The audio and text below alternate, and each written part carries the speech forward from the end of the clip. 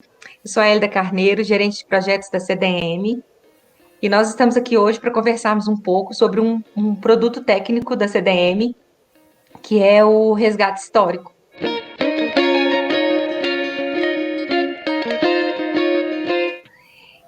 Nós convidamos, né, a Ellen Trindade Generoso.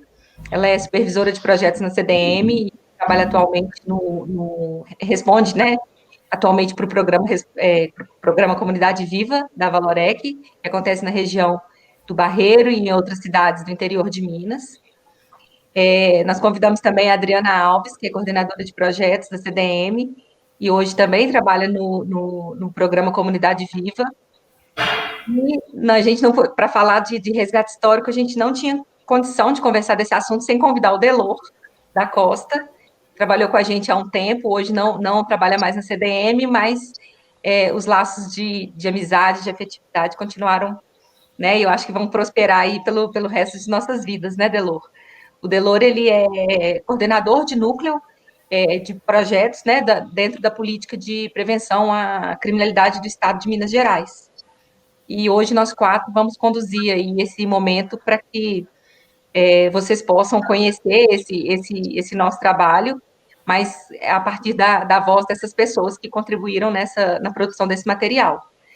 Antes da gente começar esse bate-papo, eu queria fazer uma introdução do que é esse resgate histórico. Na verdade, o resgate histórico ele é um produto técnico da CDM, ele foi desenvolvido por nós, e ele consiste no registro da história de um território, mas a partir da visão dos atores desse território. São as pessoas que moram no lugar, que contam para a gente a história do lugar. E essa história, quando ela é contada pelas pessoas, a partir da percepção e da memória delas, ela traz uma carga de afetividade muito grande. E é com isso e a partir disso que a gente consegue desenvolver vários trabalhos a partir desse material, a partir do momento, desde o momento da concepção até o momento da sua finalização. O produto final desse material, ele consiste, né, numa revista, num livreto ou num álbum, aí o nome pode ser dado a partir do objetivo, né, para qual ele foi construído, e ele se torna um produto de valorização, crescimento e fortalecimento do território e das comunidades das pessoas que moram nas comunidades que constroem esse material. E para que a gente possa, de fato, agora iniciar essa conversa com essa breve introdução que eu fiz relacionada ao que é esse resgate histórico, eu queria começar perguntando para vocês, assim, de onde que surgiu essa iniciativa? Eu acho que para iniciar, assim, a gente sabe das diversas experiências que a gente já teve com o resgate histórico, mas a gente pode dizer principalmente assim de um desejo de preservar uma história de uma comunidade onde a gente atua, de trazer o sentimento de pertencimento, né, das pessoas para aquela comunidade, trabalhar esse sentimento de pertencimento. E sem contar também na valorização dos talentos locais, as trocas, né, intergeracionais que são possíveis a partir disso. Mas, principalmente, eu acredito que pensar na preservação dessa história. Com certeza, acho que é isso também, assim, a gente acho que é buscar, né, essa valorização, não só do território, né, assim, onde a gente atua, mas também das pessoas, né, a gente percebeu muito isso nas várias, né, nas duas revistas que nós fizemos, né, Dri, pela Comunidade Viva, e isso, assim, é fantástico. Né? Então, além do território, né, dessa valorização e dessa identidade, reforçar a identidade local, acho que a valorização das pessoas que participam desse momento, desse resgate, é algo fantástico também, assim. Acho que o Delô pode contar um pouquinho para a gente, né, Delô, assim, como que foi esse início, porque essa ideia partiu dele também, né, ainda quando era Comunidade Viva, né, CDM, então acho que ele pode contribuir um pouquinho mais aí para a gente. Sim. Pois é, assim, vendo você falando e resgatando, né, o que foi esse trabalho, eu acho que o mais importante é a gente contar história na perspectiva dos moradores, né? porque as instituições, as empresas e o próprio Estado, ele consegue estabelecer esses marcos, né? Essa agenda, ele consegue criar, né? Se colocar na história. Acho que daqui a pouco a gente pode aprofundar na Vila Frigo Diniz, que era aquela região do Santo Antônio, São Nicodemos e São Vicente, onde eu atuei pelo Plantar e Construir. A gente conseguiu criar até uma linha do tempo da comunidade, né? Eu acho que é muito importante quando a CDM oportuniza, né, dentro da sua tecnologia social aí, a chance das pessoas darem os seus próprios relatos. E o resgate histórico, né, complementando um pouco a fala de vocês, a gente entrou num território que foi o Frigo Diniz, igual o Delor falou, para fazer um processo de planejamento de futuro. A nossa ideia era pensar o futuro dentro de um outro produto da CDM, que em outro momento nós vamos apresentar para vocês também. Mas a partir dessa perspectiva de futuro, quando a gente começou a conversar com a comunidade, através de alguns grupos de relacionamento, o Delor, de forma muito perspicaz, percebeu, ele que estava conduzindo esse processo, que a comunidade ela não estava em condições físicas, emocionais e diversos outros aspectos para pensar o futuro. Porque aquele território ali, ele estava passando por um processo de marcação das casas mesmo, em função da retirada dessas casas, porque ali é uma área grande de inundação, então existe um projeto do município, do estado, para remover aquela comunidade. Então, quando a gente chegou na perspectiva de discutir o futuro, eles disseram para a gente assim, olha, né, nós percebemos no que eles diziam, olha, a gente não tem condição de pensar no futuro se a gente não sabe nem se a gente vai ficar aqui, nesse lugar. Aí o Delor trouxe para a gente essa informação, dizendo, olha, eles não estão em condições de pensar o futuro, mas então vamos deixar isso para um segundo momento e vamos fazer um registro da história dessas pessoas, seja para diversas utilidades, seja para que eles possam utilizar isso como uma referência quando eles não estiverem mais aqui, ou seja, para as famílias para as crianças e adolescentes conhecerem a história desse lugar, independente se a gente vai ficar aqui ou não. Aí, a partir disso, a gente pode ver se existe a possibilidade de pensar o futuro. Então, partiu muito assim, vamos olhar para frente, mas para que a gente possa dar um passo adiante, vamos olhar de onde que a gente veio. E já aproveitando essa oportunidade, eu queria perguntar para vocês, assim, em relação à aplicação dessa metodologia, a aplicação desse produto. Onde que vocês entendem que ele pode ser, o resgate histórico, ele pode ser aplicado? Acho que são diversas possibilidades, né? A gente percebe o tanto que é positivo utilizar o resgate histórico com os projetos voltados para o público idoso. Isso traz toda uma valorização que parte do lado das oficinas de memória, e a gente consegue ter vários desdobramentos disso, né, a partir do resgate histórico. Com o público jovem também, a gente pode pensar assim, no engajamento da juventude para estar mais à frente, né, mais envolvido com demandas comunitárias, com situações comunitárias. Então, assim, eu vejo envolvendo a própria família também, né, Adriana, assim, nesse trabalho com o jovem e com a criança também, né? Acho que aí você parte para um outro patamar, assim, né, que é envolver a família nesse processo também, que é muito bacana, assim, né? Com certeza. E a verdade é que, às vezes, a gente foca num público quando a gente inicia o trabalho, mas essa integração, ela vai acontecendo naturalmente no processo, né? À medida que a gente vai levantando o material, a gente vai envolvendo diferentes gerações, diferentes públicos.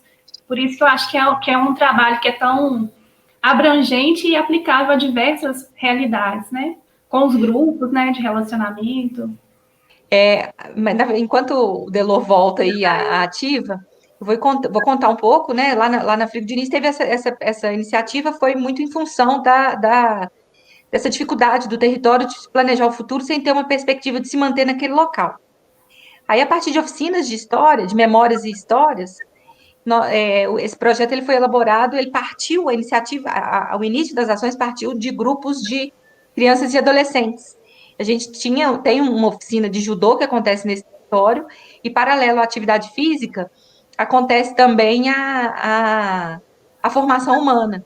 E no âmbito da formação humana, aconteceram essas oficinas de memórias e histórias que foram conduzidas pelo Delors. Aí, no âmbito dessas oficinas, o Delors promoveu encontros com esses meninos, visitas à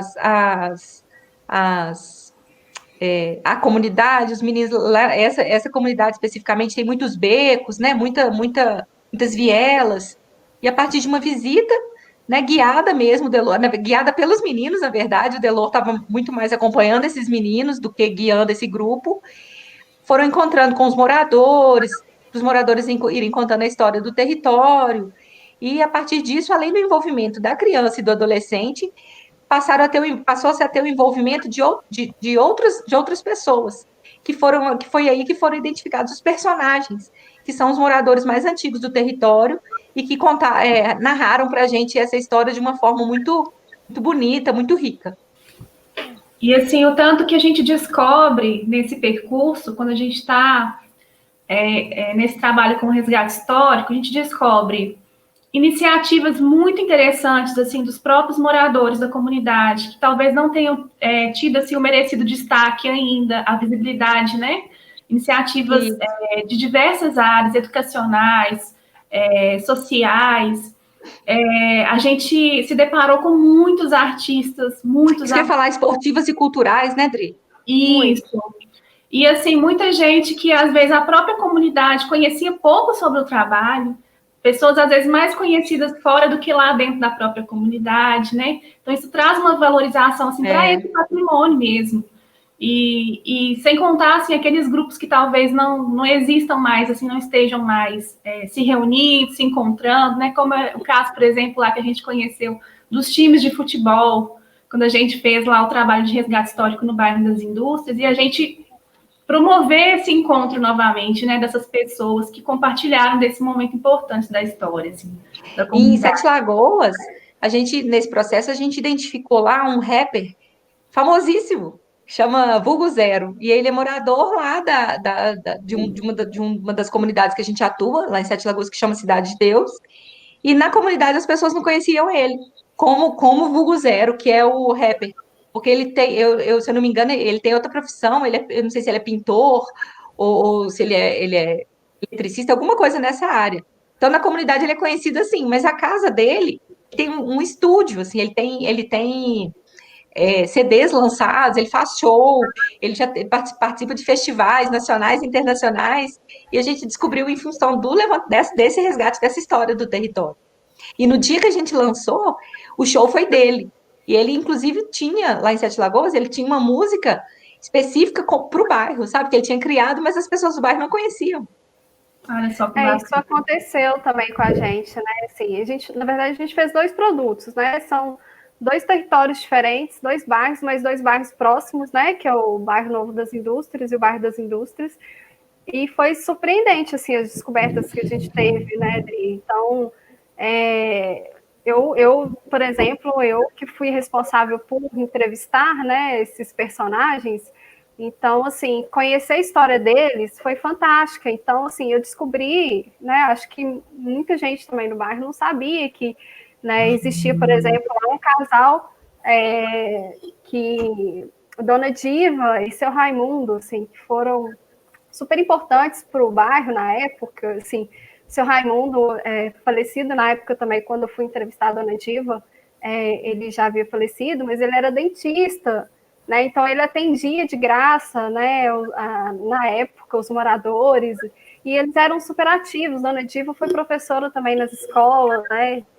Esteve presente na inauguração da escola da João Botelho, né, Adri? E assim, eu pude estar na casa deles, eu conheci o consultório deles, consultório do seu Raimundo, assim, sabe? Ainda estava lá, né? Aquelas coisas antigas. Então, assim, legal isso, né? Poder ver tudo isso e assim a gente registrar isso e levar isso para a comunidade, né? Realmente assim essa valorização, e para ela foi assim muito importante, né? Você falou do lançamento. Quando a gente fez nosso evento também para lançar a revista, ela esteve lá com o filho, né? E falou, né? Como que isso foi importante, né? Não sei se a Adri lembra desse momento também, mas foi um momento muito bacana. né? Você Vários contando outros. isso, Ellen, eu lembrei também de um caso parecido no caso de Contagem, que é no Plantar e Construir, que o ano que nós fizemos esse resgate histórico foi o ano que a pessoa que fazia comida na escola estava aposentando, e ela cozinhou na escola desde o tempo da inauguração, assim, sei lá, mais de 30 anos cozinhando na escola. E nesse material que a gente elaborou, tinha uma página para ela, assim, porque ela foi uma das primeiras moradoras do território. E a foto especificamente que existe no livreto relacionada a ela é ela na cozinha, com a roupa de cozinheira, assim, que para ela é de muito orgulho, sabe? E assim, os meninos da escola, vários alunos chamam ela de mãe, assim, né? Porque ela tem a comida tem essa coisa da afetividade, que carrega muito essa questão da afetividade, né? Então, assim, são muitas histórias, assim, que a gente, enquanto profissional, quando a gente vai fazer esse tipo de levantamento, que a gente se depara, e que pessoalmente mexe muito com a gente, né? Que a gente começa, junto dessas pessoas, a mexer em coisas internas, e que essas pessoas, às vezes, nem sempre elas estavam, assim, de certa forma, preparadas para isso. E quando a gente remexe nessas memórias, isso aflora muito e as pessoas ficam, assim, muito, muito emotivas mesmo, muito envolvidas com esse processo. É verdade. Eu lembro de uma história assim que me marcou muito quando a gente estava fazendo o resgate histórico lá no bairro das Indústrias, da construção da igreja. A Ellen deve lembrar disso, assim, tanto que eles se emocionavam contando assim que teve uma celebração na comunidade, os movimentos religiosos assim muito fortes, né, na região. E aí cada morador ficou responsável por levar um tijolinho para a construção da igreja. E aí, na narrativa deles, né, com aquela riqueza toda de detalhes, assim, você fica imaginando a cena, né? A celebração acontecendo, uma Semana Santa acontecendo na comunidade, e os moradores, cada um levando um tijolinho para contribuir com a construção da igreja, né? Olha que fantástico isso. Muito. Mas até agora o que eu, Ellen e Adriana falamos, assim, tudo muito lindo, né? Tudo muito legal, gostoso de fazer, porque além da gente fazer a escuta dessas histórias, a gente não falou dos cafés que a gente toma na casa das pessoas, dos almoços que nós somos convidados, né? Essa parte a gente não contou. Mas tem os desafios também, né? Tem as limitações, tem os entraves. E eu queria que vocês contassem para a gente um pouco, assim, no processo de elaboração das revistas que vocês tiveram à frente, quais foram os desafios e as limitações que vocês encontraram nesse processo? Então, foram algumas. Eu acho que desde o início, quando a gente começa a ter, a buscar os personagens, né, a gente já tem um pouco de dificuldade, assim. Eu lembro até das vezes, assim, que a gente ia fazer entrevista e ninguém sabia falar o endereço certinho, por exemplo, onde que ficava a casa do fulano, né? Então, a nossa referência era fica perto da casa da dona Diva, só que é assim, 3 casas abaixo, do Portão Amarelo. Então, assim. O conceito de perto depende, né? Depende do ponto de vista, né? Então, assim, a gente saía andando no bairro mesmo, perguntando ao pessoal onde que fica a casa de fulano, onde que fica a casa de ciclano, né? Então, assim, isso foi um dos desafios também, né? A gente esbarrou também muitos que não quiseram falar. Eu ia falar isso, assim, as pessoas estão tímidas. Muito, e assim, não, até também assim, de pessoas que foram muito importantes na época, mas que não quero, ou não entenderam a proposta, e a gente sabia que seria fantástico se a gente conseguisse, né?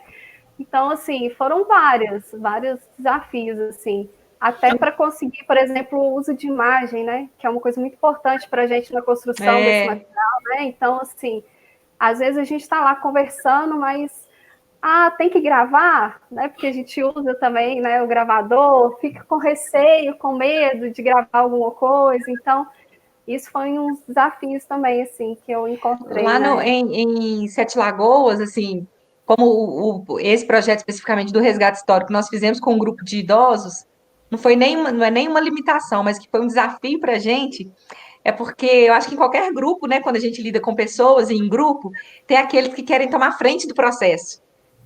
Então, assim, eles que querem falar, eles querem aparecer, eles querem que as fotos dele, a gente tem no produto, na hora que a gente faz a diagramação, que o produto ele tenha. Aí tem as fotos, né, maiores e menores, aí quando fica pronto, fala, mas por que minha foto ficou pequena e a foto do fulano que falou menos que eu ficou muito maior?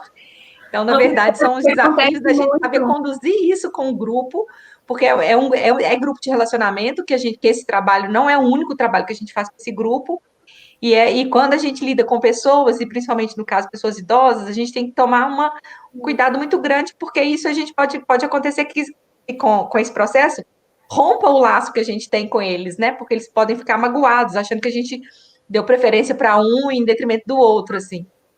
E gerir esse tempo, né, Élida? Porque, assim, no começo fica todo mundo mais tímido, mas depois que começa a narrativa, todo mundo tem muita coisa para contar, fazer questão desse tempo, assim, porque tem as memórias individuais, mas tem essa costura que a gente faz para trazer à tona essa memória que é coletiva. Isso. Né? E encontrar esses pontos de conexão, que foi muito, assim, do trabalho que a Ellen esteve à frente, né? Identificar quem serão esses personagens que vão para a revista, as situações, porque é muita coisa para contar. E às vezes nessa empolgação, nesse desejo de compartilhar, e vem uma riqueza muito grande de detalhes, a gente gerenciar esse tempo, assim, desses diálogos é um desafio. Uhum. E outra coisa que você falou, assim, que eu acho super delicado, que a gente sempre teve muito cuidado nos trabalhos, é que quando você traz à tona, assim, uma história, nem sempre vem só as histórias felizes, nem sempre vem só os acontecimentos positivos, as conquistas, às vezes vem perdas, vem lembranças tristes, né, de coisas que marcaram também a comunidade. Eu acho que a gente tem que acolher, tem que saber ouvir, mas ao mesmo tempo também conduzir esse diálogo para uma perspectiva positiva, né, para entender, assim, qual que foi o aprendizado com aquela situação, as histórias de superação. Então, tentar trazer mais à tona esses aspectos até por estímulo mesmo para essas pessoas. Mas esses afetos, eles vêm todos à tona, né? Não tem jeito. A gente Por isso que é importante, né, Dri, quando a gente faz um trabalho desse tipo, quem está estiver à frente desse processo, tem que ser uma pessoa também muito sensível para saber lidar com essas questões. Não necessariamente ter necessidade de ser um conhecimento psicológico, quando a gente vai fazer uma abordagem com a família, mas a gente tem que ter um perfil de ser muito acolhedor. Porque é exatamente isso que você falou. Vem as histórias felizes, mas vem as histórias tristes, ou não necessariamente tristes, mas assim, pesadas, né? Que vêm muito carregadas com esses sentimentos. E isso já entra numa outra questão que eu queria conversar com vocês, que é em relação aos resultados não esperados, né? Porque quando a gente vai fazer um projeto desse tipo, onde a gente vai implementar um resgate histórico em determinado território, a gente tem ali muito bem parametrizado aquilo que a gente quer. E aí, quando a gente chega, né, principalmente quando a gente lida diretamente com as pessoas idosas, que são as pessoas que normalmente moram há mais tempo no território, o que veio de resultado também na experiência de vocês e que não era aquilo que vocês estavam esperando? Eu lembro de um muito positivo, assim, é o primeiro que me vem à mente, que no último resgate histórico que a gente fez, a gente já tinha a perspectiva, né, da revista, de uma mostra de talentos no final do projeto que era voltado para o público idoso, só que, assim, superou todas as expectativas, porque eles se envolveram tanto com o resgate, com tudo que foi levantado, que os idosos começaram com a iniciativa de eles próprios ficarem responsáveis pelo roteiro do espetáculo que foi realizado no final do ano, no final do projeto. Uhum. Então, assim, eles se apropriaram completamente do processo todo, desde produção de figurino, definição do roteiro, organização dos ensaios, eles começaram realmente a produzir todo o espetáculo, né? Assim, se envolveram, e foi muito bacana. As famílias ficaram muito emocionadas, né, Ellen? Foi lindo. E você, Delô, a gente está falando aqui agora do que tem que teve, né, de resultado não esperado desse projeto. Quando a gente tem envolvimento, no meu caso lá, né, com a criança, o adolescente, a primeira coisa é a gente tentar se vincular, né? Que é um público, porque a gente estava num lugar, vamos dizer, até privilegiado pela relação da criança e adolescente com a Escola Lídia Magalhães, né? Quando a gente pensa nas comunidades, tem os lugares de afeto, né? Os lugares que aquela comunidade adota, o lugar que elas gostam de circular. E ali onde estava o Plantar e Construir é um desses lugares. É onde a comunidade final de semana churrasco, onde ia lavar o carro, onde ia... Na escola, tá, Mas gente? tinha aqueles meninos também que ficavam no projeto. Da comunidade, jogar bola, era a escola. E E os meninos têm aquela questão de estar lá no contraturno escolar, se alguns meninos que têm questão de disciplina na escola, mas que está vinculado afetivamente àquele lugar. E quando a juventude se propõe algo, né, a gente sabe que eles não abraçam, às vezes, no primeiro momento, né, ficam ali sempre polemizando, mas no decorrer do processo, né, quando a gente foi fazendo primeiro, foi catalogar, né, foi passar pelas casas, dizer da sensação do número ali daquele... É uma espécie de pichação com o número das casas que ia ser removida, e eles diziam da tristeza, né, dos amigos, do beco, do lugar de convivência, da mercearia da comunidade. E a gente perguntou para eles o que eles gostariam de propor no lugar daquele desenho. Então, no primeiro momento, né, que a gente fez o stencil, eles começaram fé, nosso lar, minha casa, né, foram propondo um coração, eles foram propondo algumas coisas, só que aí a nossa proposta, vocês vão abordar os moradores e pedir autorização. Não vai ser de qualquer maneira, não vai ser violenta a nossa abordagem. E você vê essas gerações se aproximando e podendo, talvez, ser um embrião, uma sementinha, né? Para um novo movimento surgir, para que aquela geração também se envolva na transformação comunitária. Eu acho que é um resultado interessante. E depois disso, a vinculação com aqueles meninos, né? Muda a relação deles com Plantar e Construir, muda a relação com o projeto, que eles se aproximam mais. Então, foi um resultado interessante, as vinculações. Assim, e eu acho que lá no Plantar e Construir, e tanto em Sete Lagoas, tiveram 2 resultados também muito interessantes. No Plantar e Construir é que essa revista, ela serviu como base para o projeto da escola ao longo, no ano seguinte, assim. Porque lá é um território muito, muito vulnerável, muito desvalorizado pela própria comunidade. E aí foi feito um trabalho na escola, pelos professores da escola, a partir da iniciativa da diretora à época, de fazer um processo de ressignificação dessa comunidade com os alunos da escola. Então, a gente fez até uma tiragem no caso dessa revista muito maior, onde foram distribuídas para todos os alunos da escola, e por um bom tempo essa revista ela serviu como base para trabalhar as disciplinas mesmo da escola, né? Português, literatura, história, usando esse material como base. Você falando aí agora, eu lembrei, eu tinha até comentado também com vocês mais cedo, na verdade, 2 casos, assim.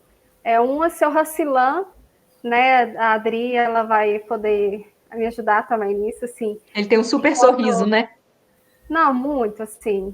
E ele estava à frente também, assim, participou da construção, né, do cinema no bairro. Então, assim, e hoje ele faz parte, né, dos nossos grupos e é um beneficiado super ativo, ele é contador de história, né? Então, para ele ter a história dele contada, né, na revista foi fantástico, né, Adri? Até hoje ele fala disso, assim, compartilha disso também com os outros idosos, né? Seu Racilan foi um dos que me marcaram também nessa época. E, assim, dessa valorização, eu lembro também num desses eventos de final de ano, né, do lançamento da revista, foi até do Bairro Novo das Indústrias, do seu Juca, de 94 anos na época. Ele foi o primeiro comerciante, né, do bairro. Então, assim, quando eu cheguei para conversar com ele, né, e lúcido, assim, falando muito bem, lembrando de tudo, né, e hoje quem toma conta são os netos, né, 2 filhos e netos, né, então, e no dia do lançamento, ele foi com a família. Então, assim, ver isso, eu não acreditei na hora que eu vi ele chegando, assim, né, que eu não esperava, assim, pela idade dele, pela dificuldade de andar, né? Mas não, estava lá, levou todo mundo. Questão de estar presente, né? Não, foi fantástico. É muito marcante mesmo, assim. E as famílias agradecem, né? Chegam perto da gente para falar, nossa, obrigada pela oportunidade, eu não sabia que minha mãe, que meu pai fazia tudo isso. É muito mais do que uma revista, né? Que a gente faz e entrega no final. É carregada de muita afetividade, assim, de muito sentimento. Aproveitando isso, né, que a gente está falando de afetividade, de sentimento, e considerando o contexto que a gente está nele, qual a perspectiva que vocês veem assim, para o resgate histórico, considerando que a gente está em ações, no momento onde as ações estão remotas, onde o uso da tecnologia digital está em crescente, assim, como que vocês veem essa questão da elaboração de novos resgates, de novos territórios, sem a presença física? A gente se deparou muito com isso, né? Nesses meses aí anteriores, em função desse novo contexto, a gente teve que adequar muito do que a gente vinha realizando com o nosso público. A gente se reinventou.